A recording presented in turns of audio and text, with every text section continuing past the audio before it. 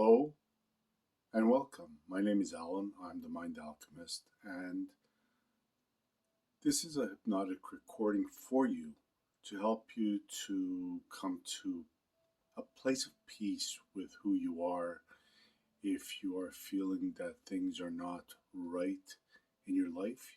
Just listen to this recording. Repeated use will help you to install the embedded commands that I've put in there. And as well, if you care to use headphones, it will help you to drown out other noises that might be affecting you.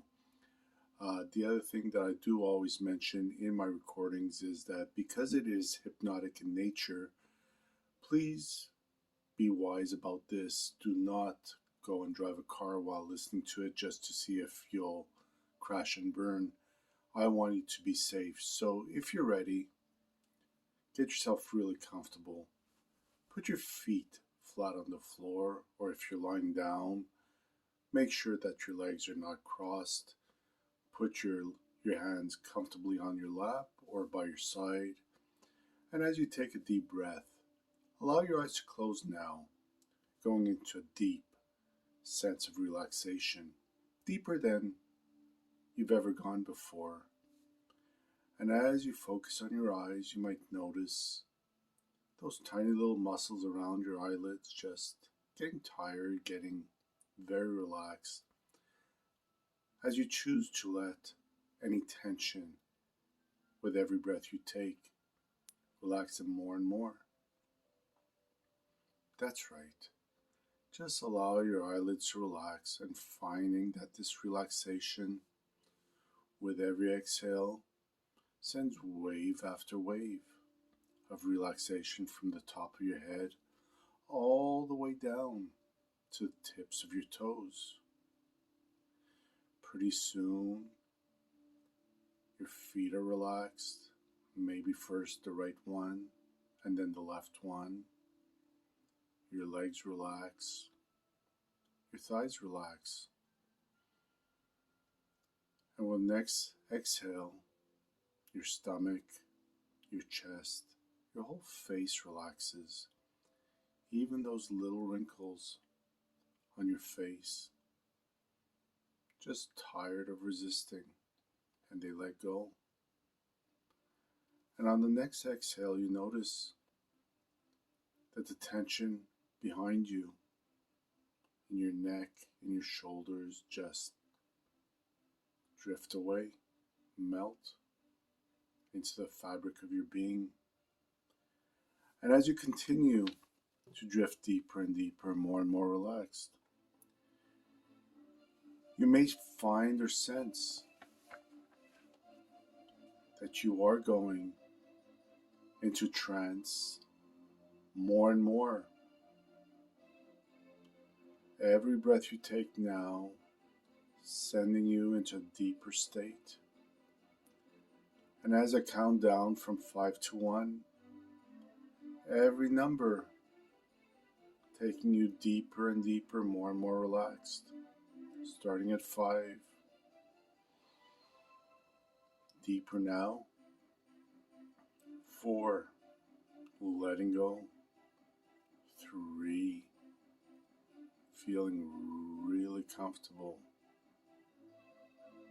2, letting it all go, surrendering it, all the way down to 1, where everything is perfect, where everything is as it is supposed to be. And as you continue to breathe deeply that way, you may think about circles, the circle of life. What is a circle? Where is the beginning? And where is the end? And if you were to draw a perfect circle, like my friend Noel, where would it start and where would it end? Would you be able to tell?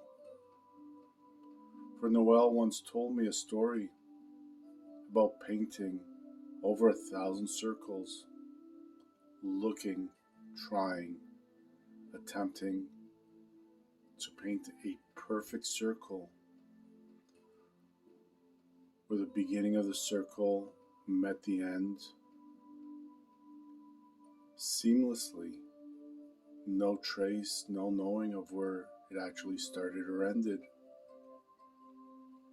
And as she told me about her experience of painting 1,000 circles over and over again, trying very hard to get a perfect circle, she did at some point have 3 of them, each one perfect in its own way. But she said from the 1,000 attempts, 3 of them were perfect. And I really wonder how that happened. Because she told me the last circle she painted was inspired by some dark story of a sociopath who would collect body parts. It was not a nice story. And the details I will not put in, for they are too dark to reveal or to ever repeat. And as I thought about her circle, her perfect circle, which I really never did see, it made me wonder about the color of paint that she used. Was it a black paint to represent the darkness that existed? Or was it to contrast the light, the brightness within the circle? For nothing exists without the opposites. And as I think about that story, about the circles, where it started, where it finished, how concentric it was, the color, it made me wonder about what really is perfect and how hard we try to achieve perfection. And another painter by the name of Andy Warhol, a famous painter, once put a dot on a canvas, and he ended up selling that painting, which we called it, that canvas, for $1 million. I remember the story, and I don't even remember if I took the time to look at that dot. Was it a perfect dot? Did it actually have value? And who was the one who put value to it? And who was the one who decided it was worth $1 million? Was it a joke? Or was it that perfect? And I'm sure you could find something somewhere with an explanation from someone, as if it was the world's best canvas, best creation. But was it really perfect in some way? And I also remember back then, way back then, going to school. It was the end of the year, and for months we recited for the year-end show that we did every year for the parents and family and friends. And some of the kids that were in school with me, they were actors, some were singers, there was a choir. But the teacher gave me the triangle at the very end of the show. I got to bing the triangle. I was ashamed, maybe, that it was such a simple role until many years later. And I did meet another artist. Her name was Rosalind Levin. Met her here in town. And when I got to know her, I asked her about herself, and she told me she was an artist, and that she had spent many, many years, maybe 20 years or more, mastering the art of a Japanese brush stroke, a stroke that took 20 years to develop, by which, with a single stroke of a brush, she would complete the entire artwork, whether it was the design of a tiger, a crane, or even a dragon, with one stroke, not needing to refuel the paintbrush with fresh paint, without the paintbrush ever leaving the canvas, she would accomplish a work of art. And as I compared her work, which was quite unique and enticing, but not worth the $1 million dot. And who am I to judge what's perfect? The talent, the mastery. Who am I to even question what is perfect? For as I thought about all those things that I lived through in my life, like using the triangle to denote the end of the school year, the end of a chapter in my life and in the lives of all the kids who went to school with me? Or was it really the beginning of the next chapter of our lives? The next chapter, a new chapter, a new adventure, even better than the one before. For there is always joy in the newness. I'm thinking about how long Noel made circles, and where did the joy begin? Where did it end? Or was everything between the 997 circles that were just not right for her part of the journey, a reason to celebrate drawing another one?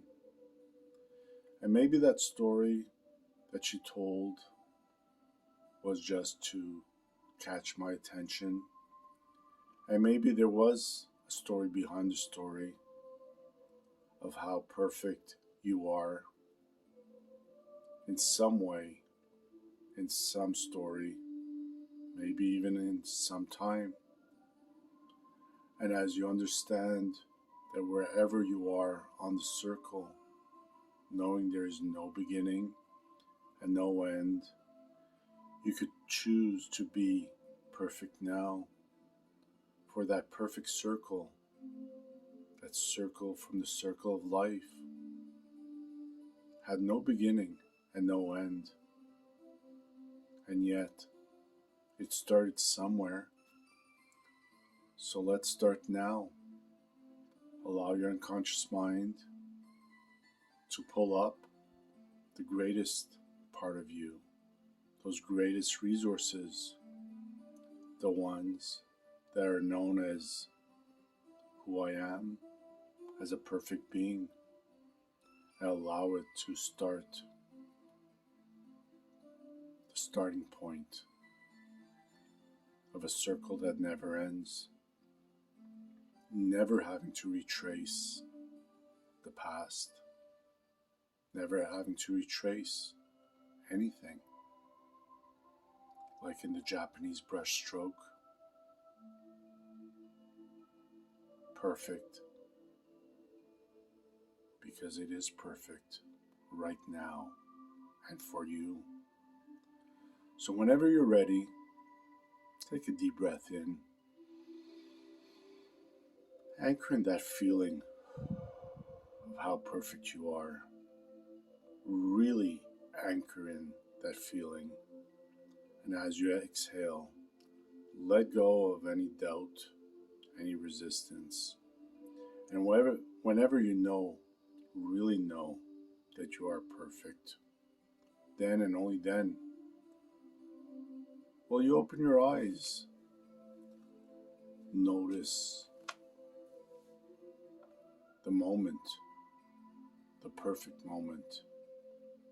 They'll smile and choose to have the best day ever. So my name is Alan. I'm the Mind Alchemist, wishing you a perfect day, a perfect moment.